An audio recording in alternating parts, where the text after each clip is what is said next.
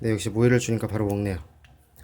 네, 지금 이 아이들에 대한 코멘트 방송을 하자면 우선 하얀색이 많은 우리 턱시도 미니 메추리 시도는 어, 어제 낮에 제가 그 쩍벌에 대한 테이핑을 해줬는데 쩍벌을 너무 단단하게 한 건지 아니면 발목이 똑바르지 않은 상태에서 테이핑을 했는지는 모르겠지만 어쨌든 아이가 상당히 불편해했어요. 그래서 제가 어제 뭐 자정이 지났으니까 36일차 한 새벽 3시쯤에 제가 다시 그 테이핑을 뜯어내고 다시 테이핑을 해줬습니다. 그랬더니 역시 약간 적당히 타이트하게 적당히 헐겁게 해줬더니 지금은 다시 예전처럼 테이핑 한 상태에서 그나마 좀 자연스럽게 이동을 하는 모습을 보여주고 있었어요. 그리고 우리 레미 같은 경우는 뭐 워낙 튼튼하고요. 그러니까 36일차 기준으로 하면 우리 시도는 20일차가 됐고요. 태어난 지. 그리고 우리 요 검정 호피 미니 메추리인 레미는 18일차가 됐습니다. 이 아이들은 역시 하루가 다르게 커지는 모습을 보고 있고요. 그렇지만 역시 미니 메추리이기 때문에 보시듯이 상당히 작습니다. 지금도 한 집게 손가락 정도의 길이를 유지하고 있고요.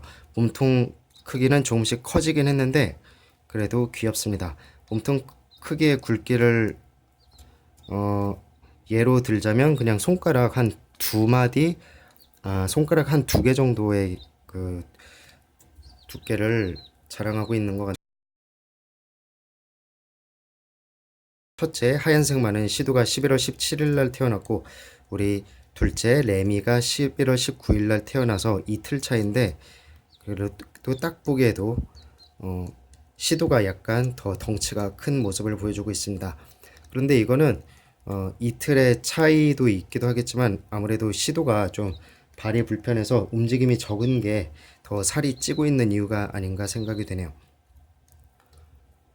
오늘 제가 임란을 새로 하기도 했지만 턱시도 미니 메추리 이 시도의 동생들이 태어나도 아마 이것과 크게 다르지 않은 모습을 보여줄 거예요. 그런데 제가 또 오늘 조사를 해보니까 턱시도 미니 메추리가 같은 턱시도 미니 메추리가 아니고요. 색깔이 조금씩 다르대요.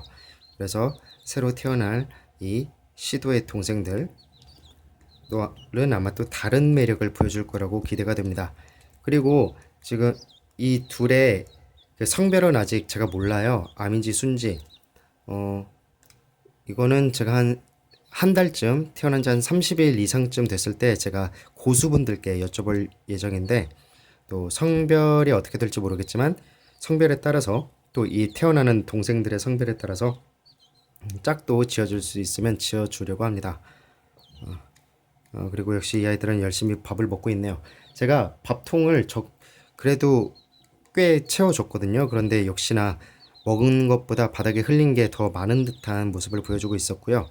그래도 바닥에 얘네들이 먹으면서 흘린, 지금도 제 손에 많이 흘리고 있는데요. 먹으면서 흘린 모이가 상당히 많긴 했는데 그래도 얘네들은 수시로 밥을 먹기 때문에 제가 이렇게 이 아이들 시도랑 램이 집을 치워주는 사이에 모이를 못 먹었다고 그 사이에 또 이렇게 배고파하는 모습을 보이고 있네요. 그리고 이거 보시면 시도는 뭐 원래부터 그랬지만 오른발은 원래는 양발이 다 약간 발가락이 구부러져 있었어요. 그런데 지금 보면 오른발은 성장해 나가면서 좀 발가락이 잘 펴져 있는 모습을 보여주고 있네요. 그런데 역시 왼발은 아직 좀 힘이 없어요. 근데 왼발은 아예 발목이 꺾여 있었기도 하지만 좀 발가락이 전체적으로 힘이 없는 모습을 보이고 있고요. 지금도 왼쪽 발가락은 좀 구부러져 있고 힘이 없습니다. 신경이 아예 없는 건지 아니면 신경은 있는데 힘이 없는 건지는 제가 좀 더 지켜봐야 될 것 같아요. 음, 음, 그래, 그래.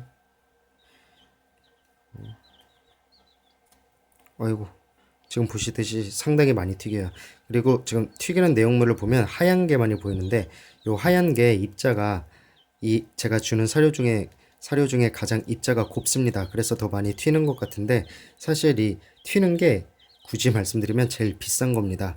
면역 칼슘 가루라고 이 아이들의 그 칼슘이 뭐 당연히 뭐 칼슘이 많이 섭취하면 좋으니까 넣어줬는데 사실 제가 이미 요 모이통에 넣어준 칼슘 이후로는 당분간은 면역 칼슘 가루를 안 주려고 해요.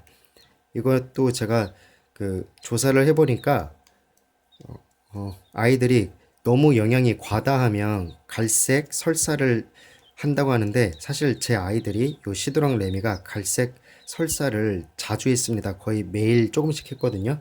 그런데 그걸 보니까 네, 제가 면역 칼슘 가루를 준 게 영향이 있지 않나 싶어요.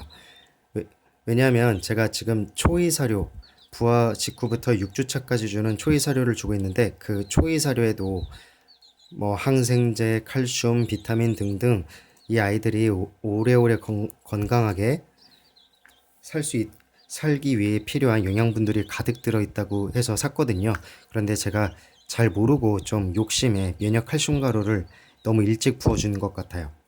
면역 칼슘 가루는 그 50일차 이후 이 아이 중에 암놈이 있으면은 알을 낳을 때 알이 좀 땅땅하게 단단하게 나오라고 칼슘 보충을 위해서 주는 것 같아요. 왜냐하면 몸에 칼슘이 없으면은 알이 말랑말랑하게 형성이 돼가지고 알이 밖으로 배출이 안 되고 몸 안에 내장 안에 쌓여서 그 미니메추리들이 죽는 경우가 있다고 하더라고요. 그런데 저는 좀 너무 일찍 면역 칼슘 가루를 섞어주는 게 아닌가 하는 반성이 됐습니다. 그리고 제가 초이 사료 외에도 병아리 모래는 또 소화에 좋다고 해서 넣어주고 있는데, 병아리 모래에 대한 의견은 약간 다르긴 한데 그래도 일반적인 의견, 이부터 주면은 아이들의 소화에 도움이 된다고 하고요. 저도 뭐 한 열흘 안쪽 시기부터 줬던 것 같아요.